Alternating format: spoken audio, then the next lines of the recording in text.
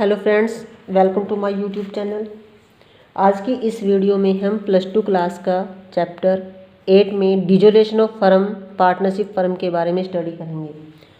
Dissolution of partnership firm students, dissolution of firm and dissolution of partnership ये दोनों जो हैं आपके पास एक अलग अलग जो है टॉपिक होते हैं। Dissolution of partnership,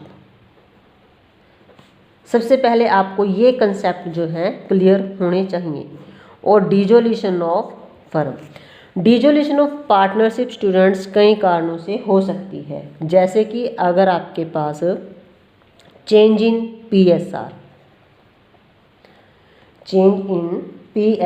profit sharing ratio जब आप करते हो तब पार्टनरशिप की डिसोल्यूशन हो जाती है। या फिर कोई जो है न्यू पार्टनर एडमिशन करता है, एडमिट ऑफ न्यू पार्टनर, तब आपकी पार्टनरशिप की डिसोल्यूशन होती है। या फिर आपके पास जो है कोई पार्टनर रिटायर होता है, रिटायरमेंट,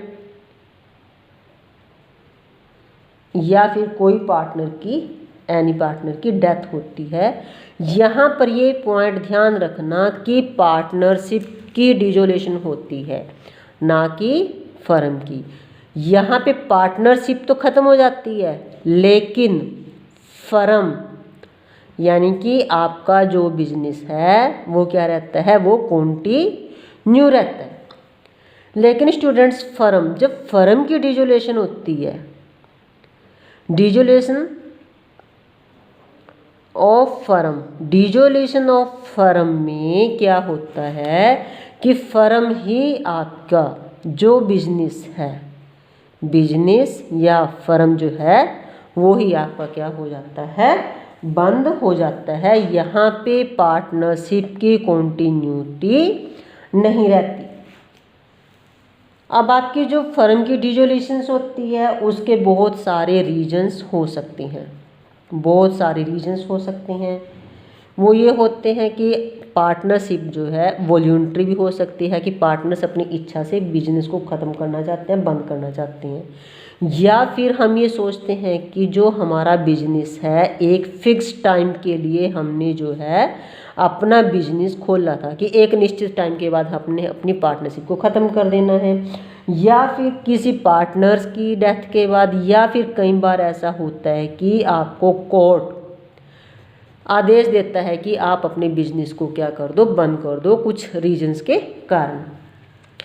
ये आपने जो है इस चैप्टर में, चलो हम बाद में पॉइंट्स क्लियर करते हैं। अब यहाँ पर हम first of all dissolution of firm का मीनिंग को स्टडी करेंगे। Meaning of dissolution firm, meaning of dissolution firm क्या होता है? It means dissolution of partnership. It means students अपनी नोटबुक्स निकालो और आप जो है साथ के साथ जो है डेफिनेशंस को, इसके पॉइंट्स को नोट करते जाओ। It means dissolution of partnership, dissolution of partnership among all the partners in the firm. In this case, business of the firm also comes to end. In this case, business of the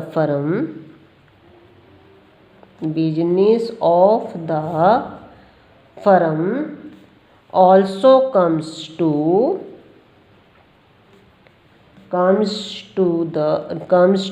an end। यानी कि dissolution of partnership जो है सभी partners के बीच में जो है क्या हो जाती है, उसका डिसोल्यूशन खत्म हो जाती है। और इस केस में जो है आपका बिजनेस भी जो है, फर्म का जो बिजनेस है वो एंड में हो जाता है, यानी कि ख़त्म हो जाता है। सो अब यहाँ पर हमने जो है डिसोल्यूशन ऑफ पार्टनर्स से रिलेटेड कौन कौन से कंटेंट्स जो है हमने यहाँ पर स्टडी करनी है। कंटेंट्स फर्स्ट ऑफ ऑल इसमें जो है हमने क्या करना है, realisation account. Realisation account dissolution of firm में जो है, जैसे हम एडमिशन ऑफ पार्टनर और रिटायरमेंट ऑफ पार्टनर में रिवैल्यूएशन अकाउंट्स को बनाते थे, सभी एसेट्स और लायबिलिटीज़ का रिवैल्यूएट करते थे अगर कोई पार्टनर बिजनेस में आता था या कोई छोड़ के जाता था या किसी पार्टनर की डेथ होती थी। इस प्रकार जो है यहाँ पर रियलाइजेशन अकाउंट बनाएंगे। इसको जो है हम वसूली खाता भी कहते हैं, जो कि इस चैप्टर में नया टॉपिक होगा आपका। सेकंड कंटेंट होगा यहाँ पर पार्टनर्स का capital account, partners capital account. Third जो है यहाँ पर आपके पास आएंगी journal entries, journal entries. And at the end जो है इसमें आपके पास पार्टनर्स कैपिटल अकाउंट्स के साथ इसमें जो है कैश अकाउंट और बैंक अकाउंट भी आपका बनेगा। फिर जर्नल एंट्रीज होंगी। स्टूडेंट्स यहाँ पर एक पॉइंट ध्यान में रखने वाला है कि डिसोल्यूशन ऑफ फर्म में कभी भी बैलेंस शीट नहीं बनाई जाती, नो बैलेंस शीट। क्यों?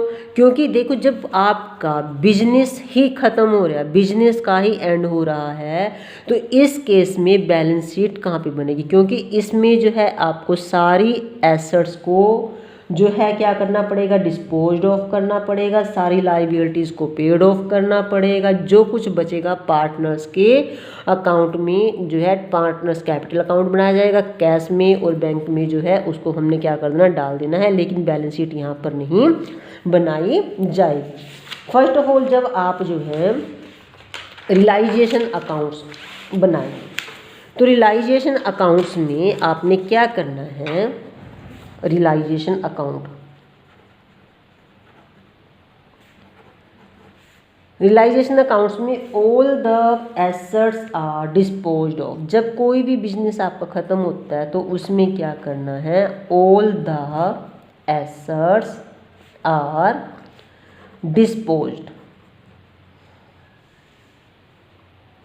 Disposed of.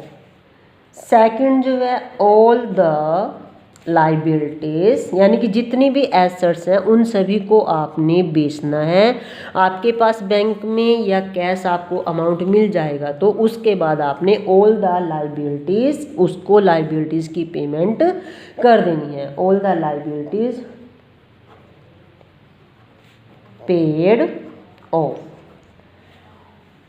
और नंबर 3 पे जो भी आपके पास बैलेंस बचेगा क्या कर देना है, उसको आपने पार्टनर्स में डिस्ट्रीब्यूट कर देना है। Balance if any is distributed among the partners, okay. अब हम स्टार्ट करते हैं कि किसी भी क्वेश्चंस के लिए डिसोल्यूशन ऑफ फर्म में स्टूडेंट्स आपको टॉपिक्स क्लियर हो गए। सबसे पहले एसेट्स को डिस्पोज करना है, उसके बाद लायबिलिटीज़ को पेड ऑफ करना है। अगर कोई बैलेंस बच जाता है तो आपने पार्टनर्स के बीच में उसको डिस्ट्रीब्यूट कर देना है।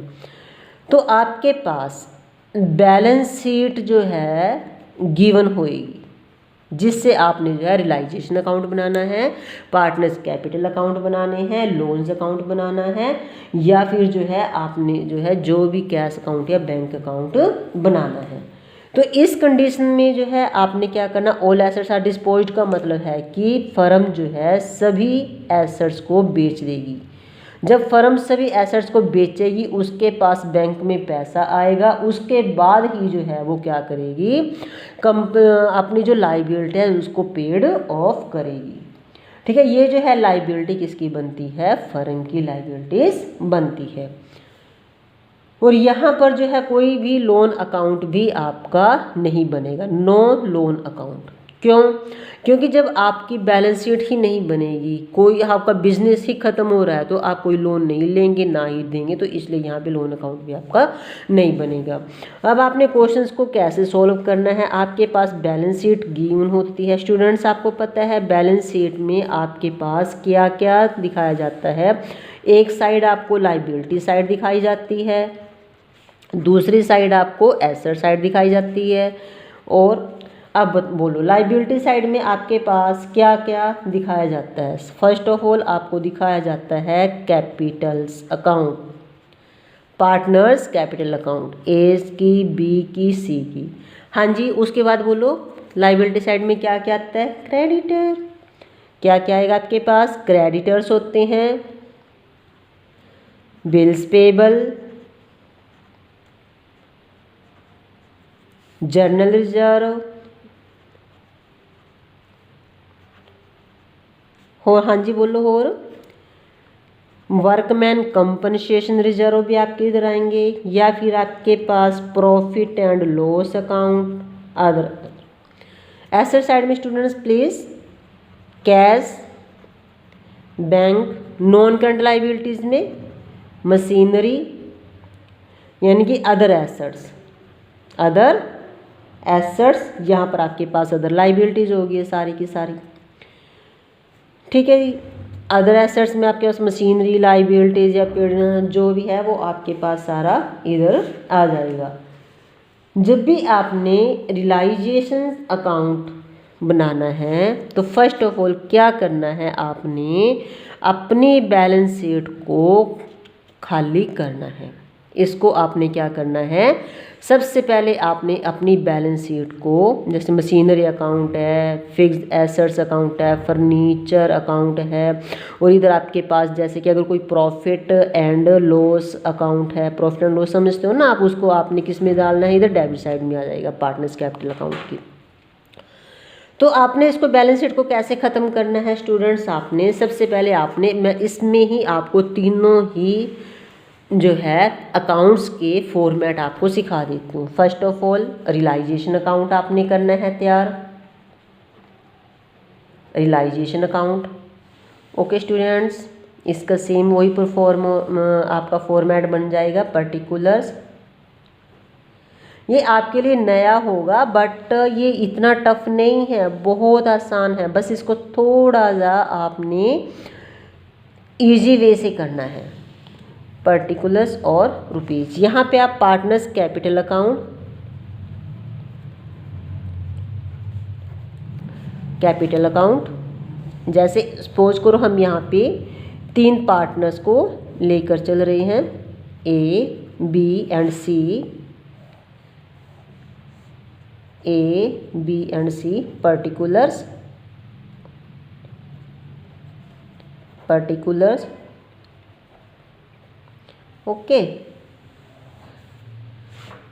अब उसके बाद आप यहाँ पे बनाते हैं बैंक अकाउंट या फिर कैश अकाउंट, जो भी आपके पास गिवन होगा। कैश में कर रहे हो तो कैश, बैंक में कर रहे हो तो आप बैंक, उसमें भी सेम आपके पास वही एसेट्स आएंगी, डेबिट और क्रेडिट साइड करके।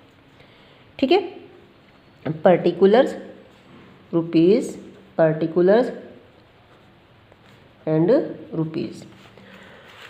अब यहाँ पे देखो स्टूडेंट्स, अब मैंने आपको बताया कि सबसे पहले आपके पास जो भी बैलेंस शीट गिवन होती है उसको आपने जो है खाली करना है।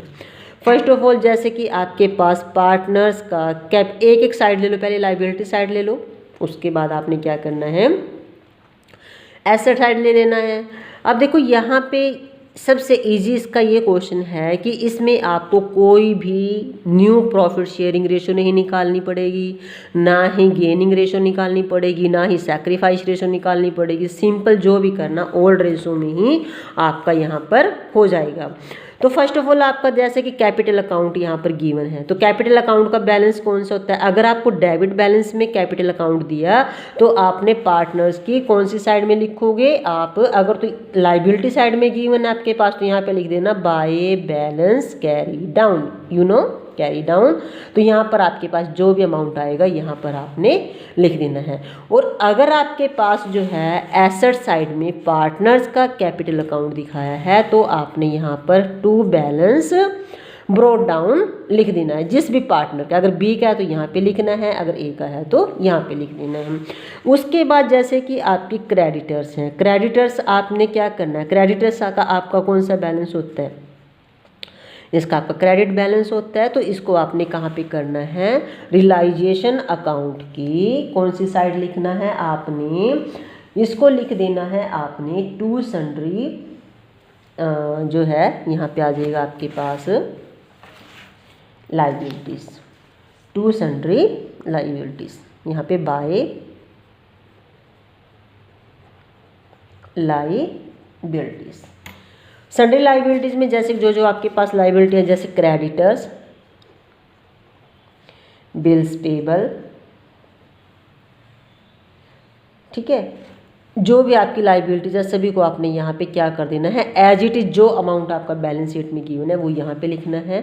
और अगर आपके पास एसेट्स हैं तो एसेट्स में जैसे आपके पास मशीनरी है, सिर्फ कैश और बैंक को छोड़कर, इन दोनों को छोड़कर, क्यों, क्योंकि इनका जो बैलेंस है हमने कहाँ पे लिखना है, बैंक अकाउंट की डेबिट साइड में जो भी आपके पास बैलेंस आएगा। तो यहाँ पर आपने क्या लिखना है, टू सन्ड्री एसेट्स, जो भी आपके पास एसेट्स गिवन होंगी, जो भी आपने एसेट्स गिवन होगी, ठीक है।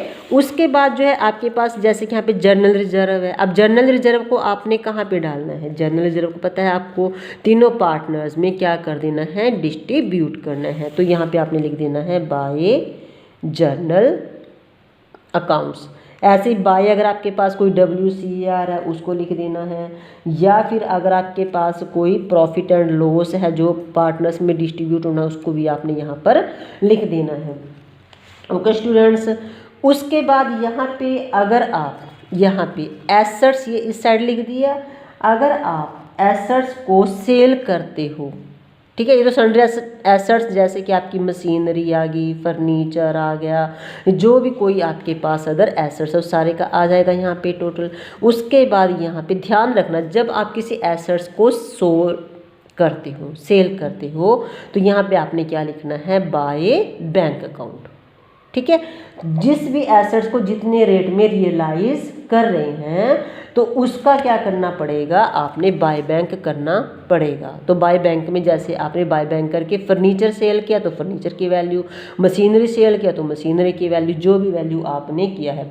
यानी कि अगर आपके पास कैश जो है इन होएगा तो आपका रियलाइजेशन अकाउंट की क्रेडिट साइड में, और अगर आपने कोई लाइबिलिटी पेड की है तो उसका आपने रियलाइजेशन अकाउंट की डेबिट साइड में टू बैंक करके लिख देना है। कोई बिल्स पेबल पे किया है, क्रेडिटर्स पे किया है, या कोई भी जो लाइबिलिटी आपने पे की है। स्टूडेंट्स यहाँ पर एक बात ये ध्यान में रखनी है कि जैसे कि अगर आपकी किसी चीज़ को, जैसे कि फर्नीचर को जो है पार्टनर्स एक कैप ले लेता है, ए पार्टनर ने आपका फर्नीचर ले लिया, तो यहाँ पर आप बाय बैंक नहीं लिखोगे, तो यहाँ पर आप लिखोगे उस पार्टनर का नाम। मान लो ए ने आपका फर्नीचर लिया बाय एज कैपिटल, ओके, यहाँ पर फिर बैंक नहीं लिखेंगे क्योंकि इसकी जो फर्नीचर है वो किसने लिया, आपके ए ने लिया। ऐसे ही अगर आपका कोई पार्टनर किसी चीज़ की पेमेंट करता है तो यहाँ बैंक की जगह आपने क्या लिखना है, to partners capital account, to partners capital account. Clear. अब यहाँ पर स्टूडेंट्स आपने फिर इनका जो है सभी का क्या करना है, टोटल कर देना है दोनों साइड का। अगर आपकी क्रेडिट साइड ज़्यादा आती है तो यहाँ पर आ जाएगा to profit on realisation account, ठीक है। यानी कि जैसे कि ए, बी और सी में ओल्ड रेशो में डिस्ट्रीब्यूट कर देना है। और अगर लॉस आता है तो कहाँ पर डिस्ट्रीब्यूट करना है, आपने उसकी डेबिट साइड में पार्टनर्स कैपिटल अकाउंट की। स्टूडेंट्स ये तो आपको पता ही होगा कि आपके अब ये जो प्रॉफिट ऑन रियलाइजेशन अकाउंट है पार्टनर्स कैपिटल अकाउंट में कहाँ पर जाएगा, पता है आपको, पार्टनर्स के क्रेडिट साइड में बाय रियलाइजेशन अकाउंट, ओके। और अगर लॉस होता है रियलाइजेशन अकाउंट में, फिर आपने लिखना है टू रियलाइजेशन अकाउंट, जो भी पार्टनर्स को करता है। क्लियर। अब स्टूडेंट्स यहाँ पर अगर कोई पार्टनर्स जो है किसी चीज़ की पेमेंट करता है तो टू पार्टनर्स, जैसे कि पार्टनर्स ने ए पार्टनर ने जो है आपकी जो है ए ने पार्टनर ने जो है आपकी जो है किसी चीज़ की क्या की थी, पेमेंट की थी। अब इसको आप कहाँ पे करोगे, इसकी डेबिट साइड में। अगर वो फर्नीचर लेता है, जैसे उसने फर्नीचर लिया तो ए डेबिट हो गया, यहाँ पे आपके पास as capital account debit to furniture account, तो आपने यहाँ पे एज कैपिटल की अकाउंट डेबिट साइड में लिख देना है टू फर्नीचर अकाउंट। आपको जर्नल आती है ना, जैसे कि उसको आपने किस प्रकार से करना है। ऐसे यहाँ पे बैंक अकाउंट में आपने बैलेंस लिख दिया है। उसके बाद यहाँ पे जो भी बैंक में आपके पास बैलेंस आया, जिस चीज़ को बेचा है आपने, जैसे कि पार्टनर कोई जो है बैंक पेमेंट करता है उसको लिख देना है। अगर कोई बैंक में जो है आपके पास बैलेंस बचता है उसको कर देना है, और उसके बाद जो है आपका बैंक अकाउंट जो है बंद हो जाता है और पार्टनर्स को पेड करते हैं। हाँ, पार्टनर्स कैपिटल अकाउंट में स्टूडेंट्स ये बात ध्यान रखना कि इसमें आपका लोन नहीं आएगा। जिस पार्टनर्स की अगर डेबिट बैलेंस आती है, यानी कि मान लो आपका पार्टनर्स का जब टोटल करोगे कैपिटल अकाउंट का, अगर ए कैपिटल की मान लो यहाँ पे क्रेडिट बैलेंस ज़्यादा है तो ये कम है, तो यहाँ पर आप लिखोगे टू बैंक अकाउंट या फिर कैश अकाउंट। यहाँ पर हमें जो है बैलेंस कैरी डाउन या ब्रो डाउन नहीं लिखना है। यहाँ पर ये पॉइंट ध्यान में रखना है, यहाँ पर बैलेंस कैरी डाउन कभी नहीं आएगा।